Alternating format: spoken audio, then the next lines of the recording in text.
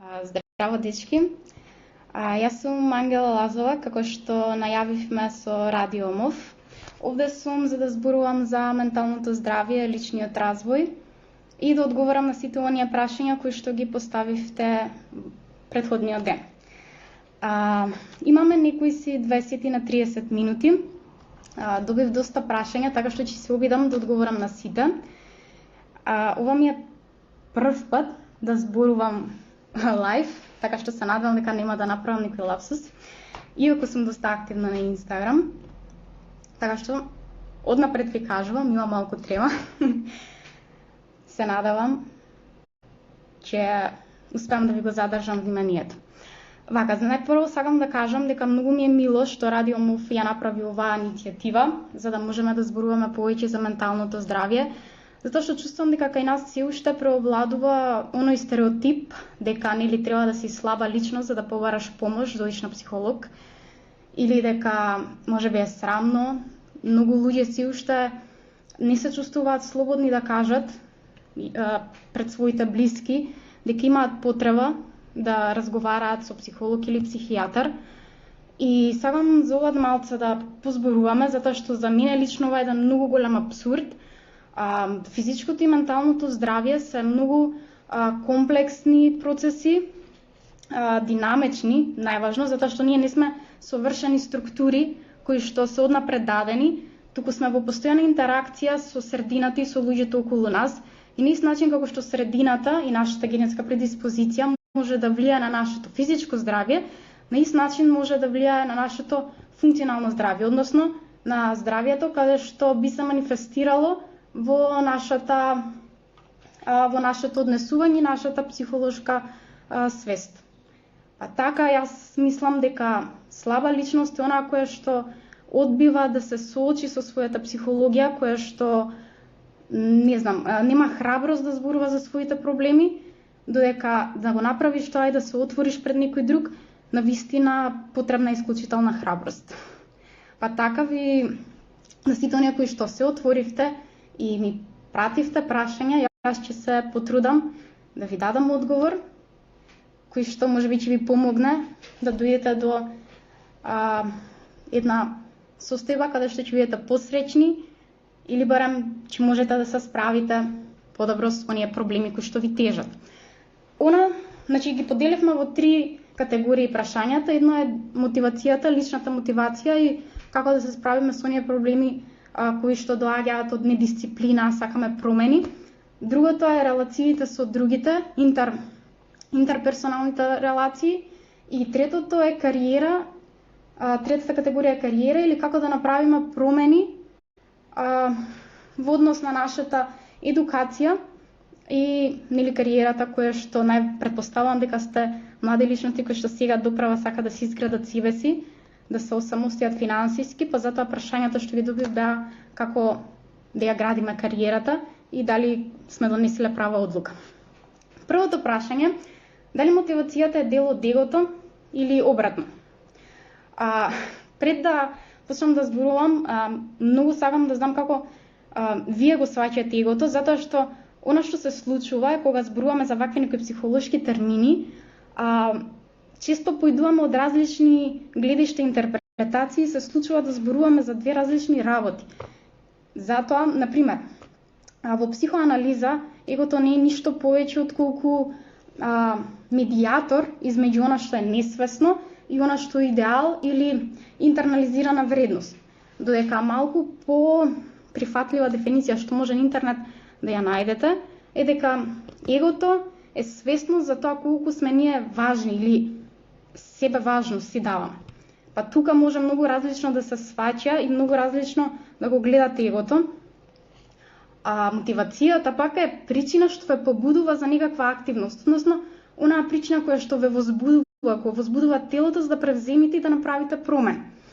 И така, од овие две дефиниции, каде што егото не е сватено на лош начин, и мотивацијата, јас би рекла дека егото е дел од мотивацијата, затоа што секогаш е потребна свест за нашата важност во ситуацијата, за да можеме да направиме промена, за да можеме да почнеме, да вежбаме, да било каква промена да направиме во нашето однесување и да превземеме нешто. Мораме да бидеме свесни дека имаме важност, дека имаме улога во таа ситуација и затоа потребно е егото.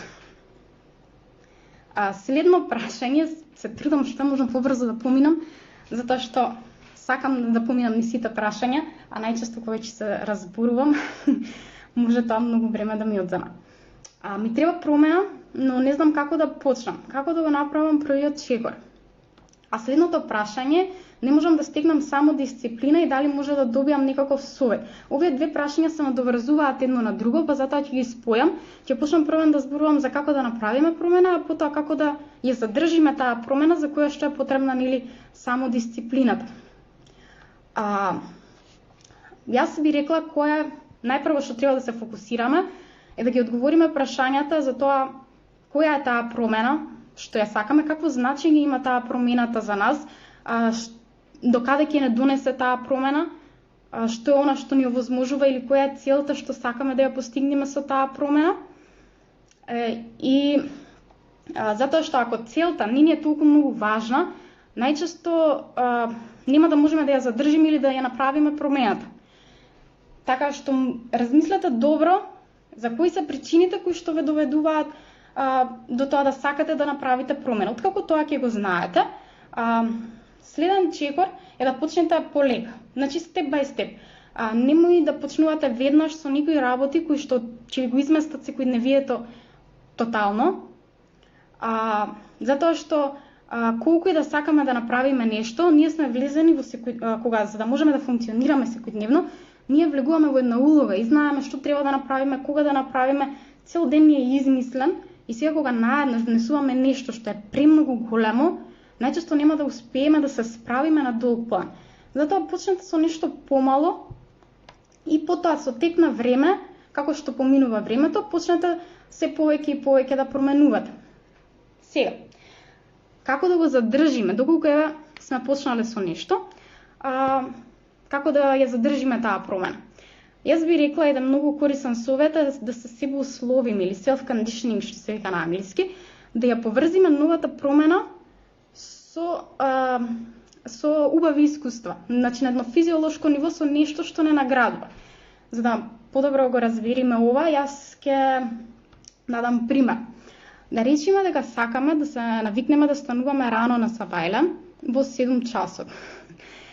Но не можеме, немаме обврски кои што немаме работа која што би на натерала и ни е потешко. Но исто така, вие сте личност која што обожава да пие кафе и да чита книги. Како може ова да го искористите? Например, навиите го саатот во 7 часот сабајле и прво нешто што треба да направите е да не поминувате време во кревет, повеќе од колку што нели ви е потребно за да ги отворите очите и да земете малце воздух, да се свестите каде сте.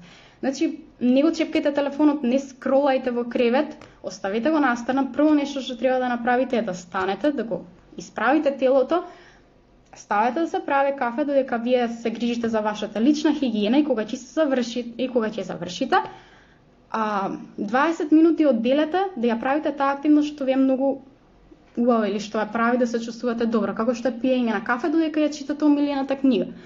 Со тек на време, она што ќе успеете да го направите е да вашиот организам да го навикнете, односно да го научите да очекува дека ќе биде награден ако стане во 7 часот сабајле. Многу е интересно затоа што навистина функционира дека после некое време на физиолошки план се случуваат промени каде што кога ќе зазвони алармот вие знаете, очекувате дека нешто убаво ќе се случи и ќе ви биде многу полесно да станете и да ја задржите таа навика. Така што ова е само еден пример, можам на многу различни начини да го искористите ова.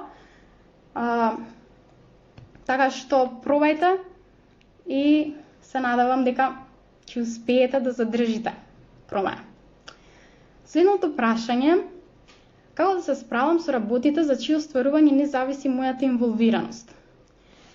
Искрено, не знам зашто се мисли, затоа што остварување на некоја работа најчесто значи дека треба да вклучиме напор, effort, за да се исполни или да се оствари таа работа. Самиот збор покажува дека ние мора да бидеме инволвирани, но претпоставувам дека она што мислите за оние работи кои што се надвор од наша контрола, кои што ни се случуваат без ние да сакаме или без ние да сме воопшто да сме направиле било каков ефорт. Има многу такви работи и искрено не знам дали имам добар одговор на оваа тема. Она што сакам да ви го кажам е дека мора да бидете свесни дека животот не е однапред даден или испланиран. Луѓето сме премногу комплексни, секоја интеракција со средината не е многу комплексна и не можеме да предвидиме, ниту да планираме што ќе се случи утре или во наредниот момент или било како, така што нема начин да ние можеме цело време да бидеме инволвирани во секоја една работа што ни се случува. Многу работи ќе ни се случат без воопшто да ги очекуваме, без воопшто да ги сакаме. Едноставно учиме како да ги прифаниме тие работи. При тоа најважно е две работи да не се случат, да не се обвинуваме самите себе си, да не останеме сами без емоционална поддршка. Додека се ни се случуваат тие работи за кои што врз кои што ние немаме влијание. Да не се обвинуваме самите себе си, ова лесно би го постигнале доколку се убедите себе си дека сте дале се од себе, онаму докаде што вие можете, сте направиле и од тука натаму, нели тоа што се случило, можете да пробате да го промените или однатаму да најдете други начини како да стигнете до целта, но да нема себе обвинување. Вие сте дале се од себе и понатаму ќе се трудиме да ја оствариме целта на друг начин. А друга работа е попат, додека ви се случува животот, сите овие планови кои што се остваруваат, кои што не се остваруваат, врз кои што можеме да влијаме, врз кои што не можеме да влијаме. Важно е да имаме емоционална поддршка, луѓе на кои што можеме да се искажеме и на тој начин мислам дека ќе ни биде многу полесно да ги прифатиме и да се справиме со работите врз кои што немаме контрола. Следно прашање: како изминатите искуства да не ми влијаат врз сегашните релации? Искрено ова не е возможно и не ни треба да биде возможно. Секој искуство кое што сме го имале до сега влијае врз нас и без разлика дали е добро, дали е лошо, ни овозможува да можеме да се менуваме, да можеме да учиме, да можеме да се развиваме, така што промените се добри, тоа што искуството ни влијае е добро, ние на друг начин немаме да учиме.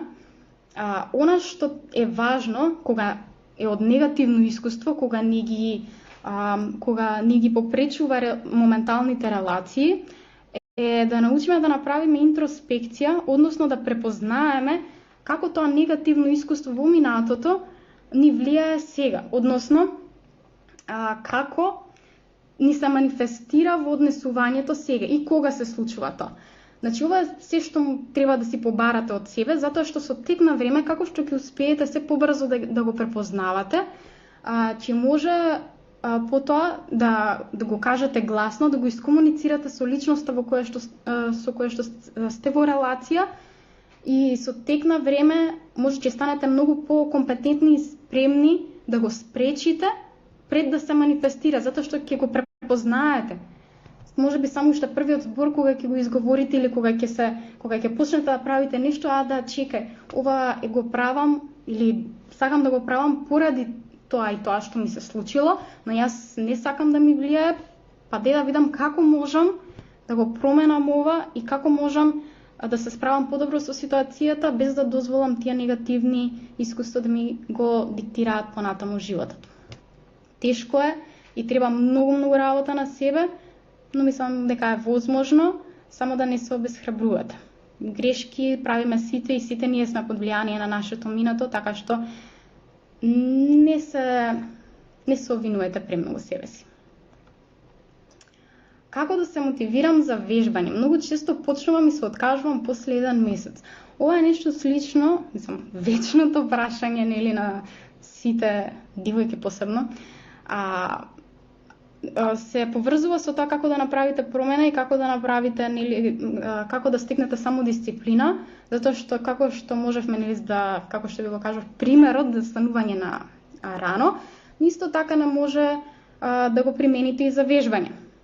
Но она што е многу важно е зошто сакате да вежбате. И знам дека тука може да ми кажете еден милион причини кои што ги слушаме секојдневно, за да ослабнам, за да бидам поздрава, за да бидам активна, за да потполнам време, за да не знам, многу работи.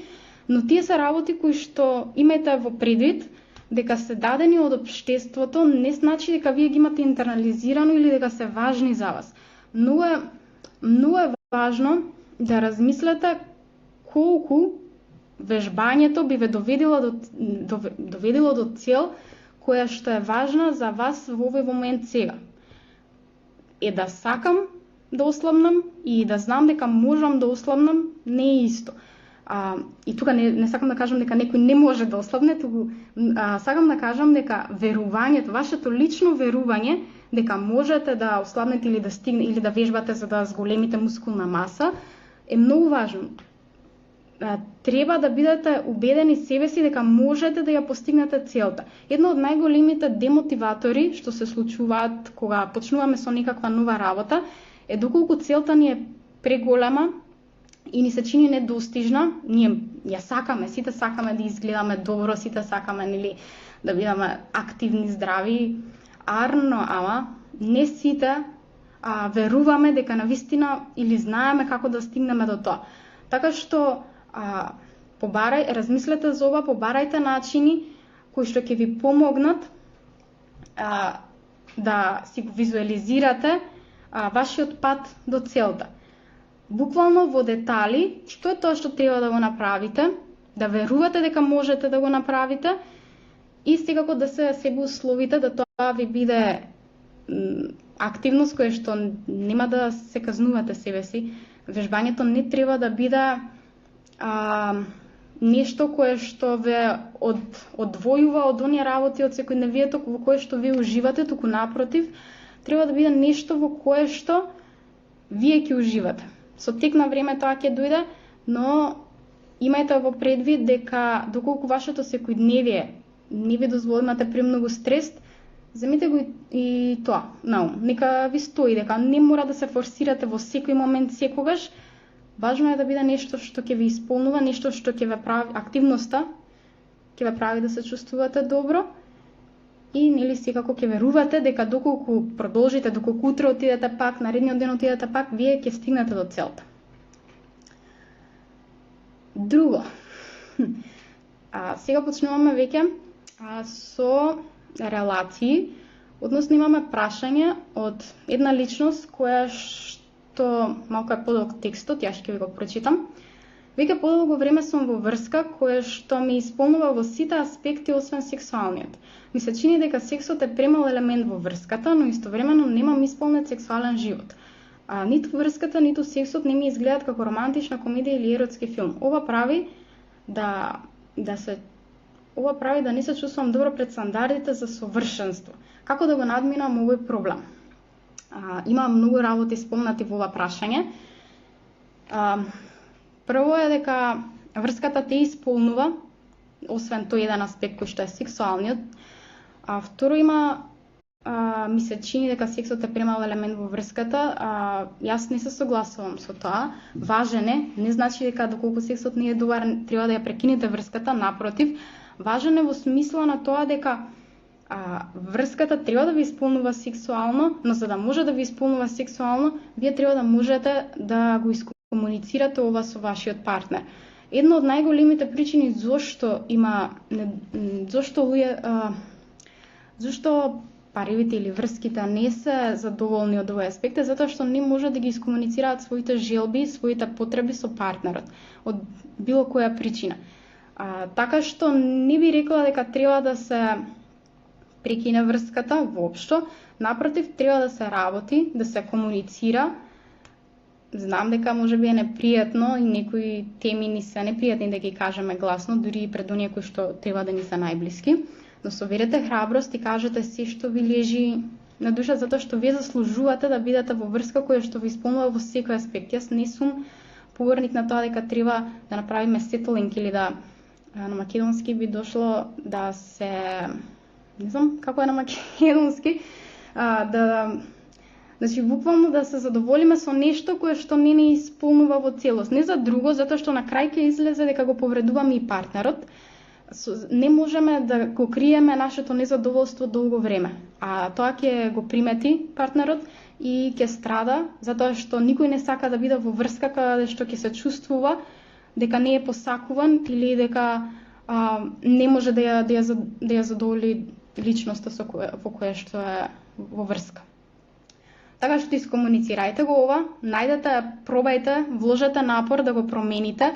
Јас верувам дека за добар секс потребна е многу отворена комуникација и мислам дека може да се промени, не значи дека ако некогаш не било добро, нема да биде добро и понатаму. Исто така нашата моментална состојба, стресот од секојдневието кој што го доживуваме може да ни влијае во кревет, така што имате го и тоа во предвид. И друго нешто, во кој случај треба, ништо не треба, но во кој случај може би подобро е да се прекине врската. Како го например, во следниот дел од прашањето, личноста која што го поставил прашањето вели ниту сексот, ниту врската, ниту сексот не ми изгледаат како романтична комедија или еротски филм. Прво, веќе тука не станува збор само за секс, туку вели дека и врската не изгледа како романтична комедија или еротски филм. Не знам зашто воопшто ваква споредба, затоа што животот не е романтична комедија и не е еротски филм. Не знам зашто од врската би очекувале да биде нешто такво. Тоа е тотално нереалистично. И она што треба да личноста да работи е да се запраша себе си дали може би има нереални очекувања и дали може би треба прво да работи на себе пред овие очекувања да ги каже, односно да ги наметне на партнерот и да ги очекува од него или од неа.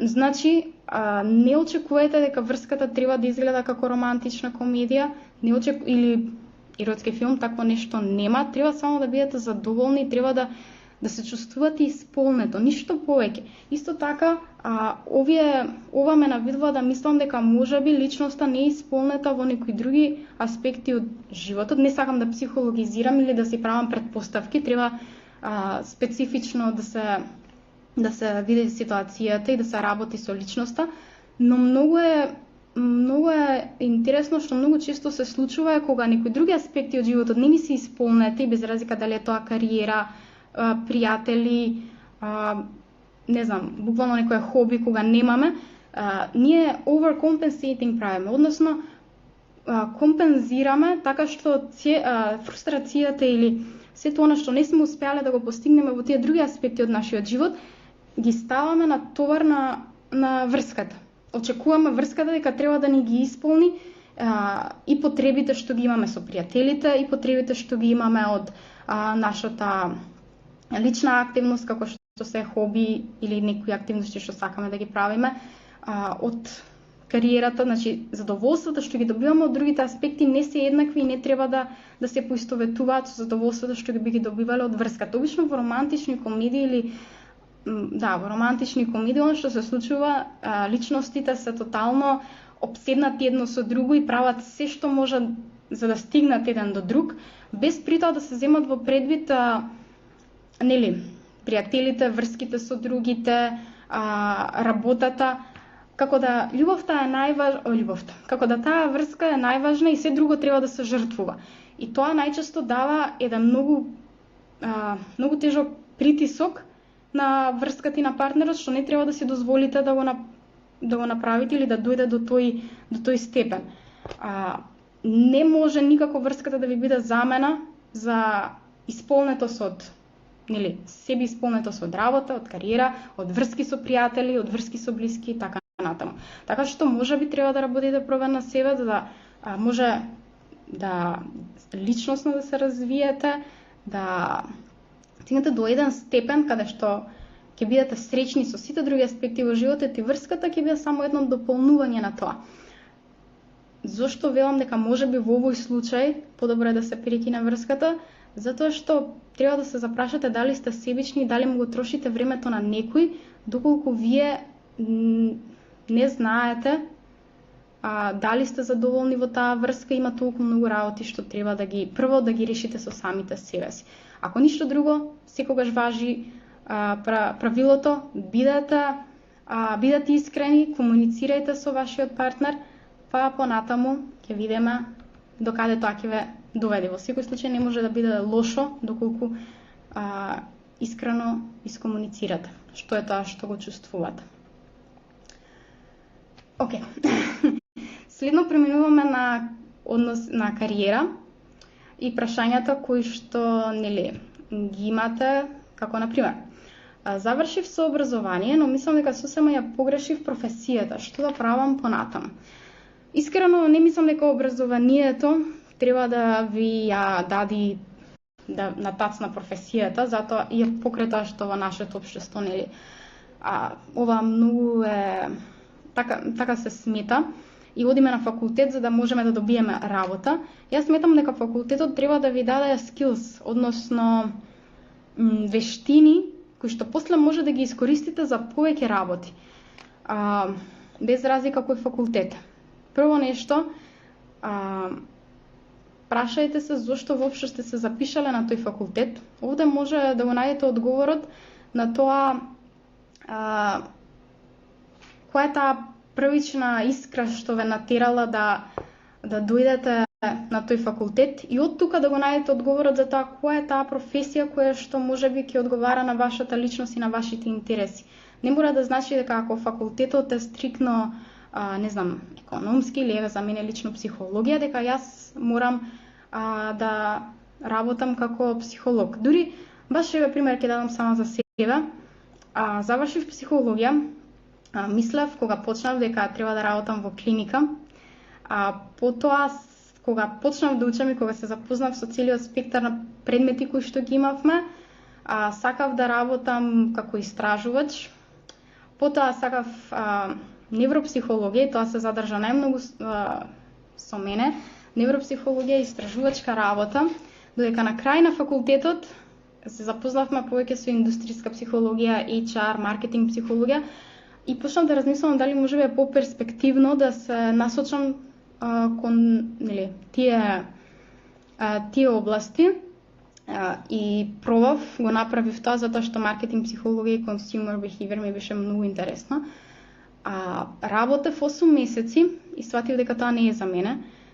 Интересно е, но не се гледам себе си таму и се откажав од таа работа. Сега сум јога инструктор и сакам да го продолжам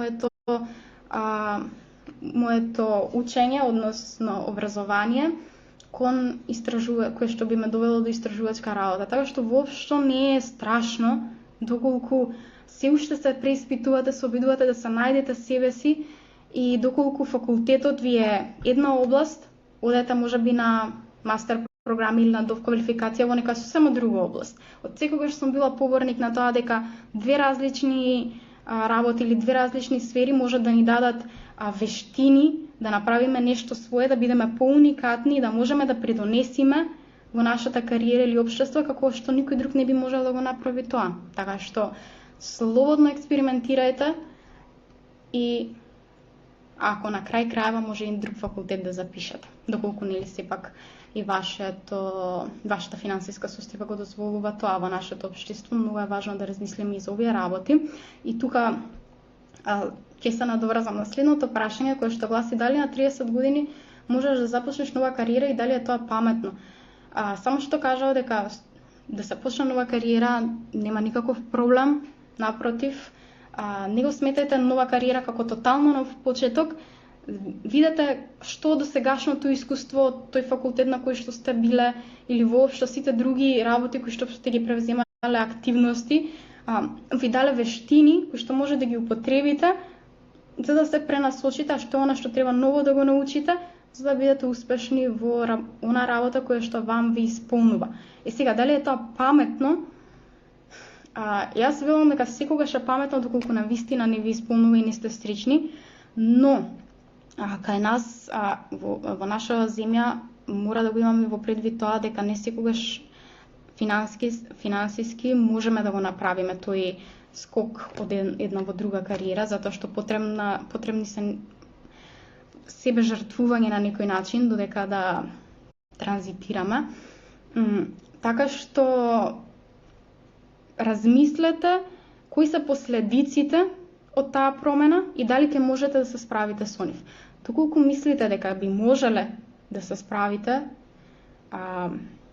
со тој товар кој што го носи и мислите дека сепак би биле посречни доколку се подложите на тие последици, мислам дека треба да го направите тоа. Но сепак зависи од специфичната ситуација во која што сте и никогаш нема рецепт кој што можеме да го примениме на било кој. Уште едно прашање. Имам убава работа и заработка, но тоа не ми исполнува. Дали да го променам работното место за друго кое е помалку платено, но повеќе ми исполнува? Значи, повторно нешто во контекст на ова што досега го зборувавме, мислам дека да, треба да се направи промена доколку навистина не ви исполнува, затоа што видите краткотрајно, можеби повеќе заработка ви носи ова работно место, но верувајте, доколку се вложите во нешто што навистина ви интересира, на долг план тоа може многу повеќе да се исплати, отколку да бидете на место на кое што немате волја да напредувате, немате волја да се вложите, да се надградувате себе си, затоа што не го сакате. Така што на долг план можеби е поисплатливо, скоро секогаш е поисплатливо да бидете на место каде што ве возбудува и кое што ќе ве поттикне, ќе ве охрабри да се надоградувате, а тоа потоа подоцна ќе ве доведе до поголема заработка. Не знам дали сум оптимист или не знам, реалист или оптимист, како сакате кажете, јас верувам во тоа. И секогаш само имајте на ум кои се последиците од вашите постапки и дали можете да се справите со вас. Оно што мислам дека треба да го имате на ум да го избегнете е да не излезе да ја замразите или да се наполните со фрустрација од работата која што најпрво сте ја сакале, поради тоа што не сте ги земале во предвид последиците. Може некое време да останете без заработка, па тоа ви паѓа тешко, да мора да жртвувате некои други аспекти, односи со пријатели да ви страдаат затоа што вие сте многу фокусирани на нешто што треба сега одново да го почнете. И сите овие работи може да ве доведат до тоа да работата која што ви изгледала толку многу важна, толку многу сте ја сакале, да ја замразите или да ме наполни со фрустрација. Така што за да го избегнете тоа, однапред размислете кои се оние работи кои што ќе ги жртвувате, доколку направите скок во кариерата и доколку мислите дека вреди, направете го тоа. Мислам дека само да проверам, мислам дека сите прашања ги поминавме и таман половина час веќе помина, можеби малку повеќе. Мене уште еднаш ќе кажам, многу ми е мило за оваа иницијатива, за Радио Мост што го прави ова, така што доколку сакате да продолжите да слушате теми од личен развој, психологија, мотивација, теми за нашето ментално здравје, слободно следете ги Радио Мост, следете го хаштагот што ти тежи, каде што психолози зборуваат за најразлични теми и ќе ве молам, доколку навистина се соочувате со некакви тешкоти, побарајте помош, немојте да се срамите или да мислите дека тоа не е добро, затоа што навистина за вас и за другите најдобро е доколку на време спречите нешто што можеби подоцна да ви направи многу повеќе проблеми и дури физички да ви се манифестира. Така што мило ми беше, се надевам пак ќе се дружиме во следна прилика и се гледаме. Чао!